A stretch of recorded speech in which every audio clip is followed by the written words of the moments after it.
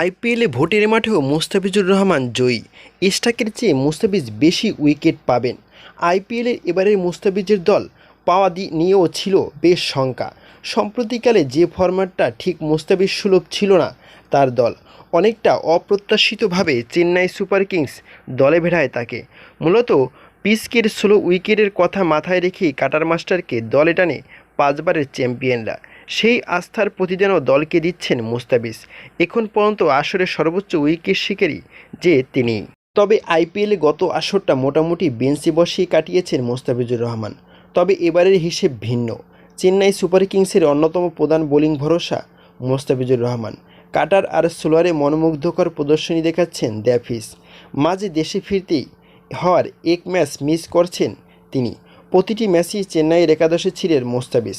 দলটির সমর্থকরাও আপন করে নিয়েছেন এই কাটার মাস্টারকে।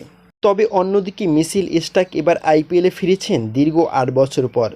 জেনেতনু ফেরা নয়, নিলামে রেকর্ড গড়ে তাকে দলে ভিড়িয়েছিল কলকাতা নাইট রাইডার্স। আইপিএলের ইতিহাসেই সবচেয়ে দামি খেলোয়াড় স্টার্কের সঙ্গে গতকাল মুখোমুখি লড়াই হয়েছে মুস্তাফিজের। এম চিদম্বরম স্টেডিয়ামে গতকাল কলকাতা বনাম চেন্নাইয়ের ম্যাচে 7 উইকেটের সহজ জয় পেয়েছে মুস্তাফিজের দল।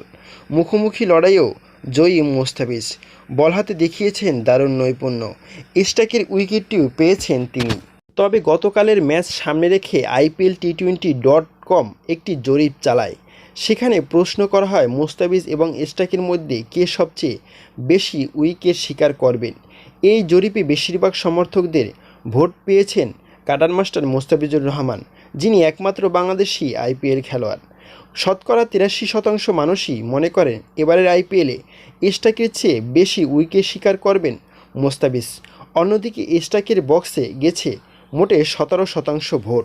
তবে দর্শকদের ভোটের রায় অবশ্য এখন পর্যন্ত মাঠে অনুদিত করতে পেরেছেন মুস্তাফিজ।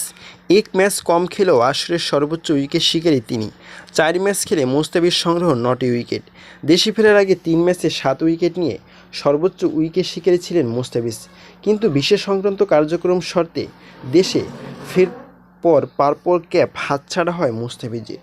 টুপি ওঠে যুবেন্দ্র চাহালের মাথায়। কিন্তু রোববার 7 এপ্রিল চেন্নাইয়ের বিরুদ্ধে ফিরতি ম্যাচ খেলতে নেমেই হারানো পার্পল ক্যাপ ফের উদ্ধার করেন মুস্তাফিজ। গতকালের ম্যাচে 4 ওভার বল করে মাত্র 22 রান দিয়ে শিকার করেছেন শ্রেয়স আইয়ার ও মিচেল স্টার্কের মহামূল্যবান উইকেট। তবে অন্যদিকে রেকর্ড গড়ে এবারের আইপিএলে কলকাতায় যোগ দিয়েছেন, নিজেকে হারিয়ে খুঁজছেন স্টার্ক। প্রথম 2 ম্যাচে উইকেট শূন্য থেকেছেন, পাশাপাশি রান বিলিয়েছেন অকাতরে। তৃতীয় ম্যাচে অবশ্য উইকেট পেয়েছিলেন। গতকাল চেন্নাইয়ের বিপক্ষেও থেকেছেন উইকেট শূন্য। এভাবেই স্টার্ককে ছাড়িয়ে গেছেন এক অনন্য উচ্চতায় কাটার মাস্টার মুস্তাফিজুর রহমান। তবে 2 কোটি আর 24 কোটির ব্যবধানটা আকাশ পাতাল। মুস্তাফিজুর রহমান যদি বাংলাদেশের খেলোয়াড় না হতো, অন্য কোনো দেশের খেলোয়াড় হতো, তাহলে হয়তো মুস্তাফিজের দামটাও 24 কোটি বা 30 কোটি কাছাকাছি হতো। প্রিয় দর্শক, আপনার কি মতামত জানতে পারেন কমেন্ট করে কমেন্ট বক্সে। ধন্যবাদ।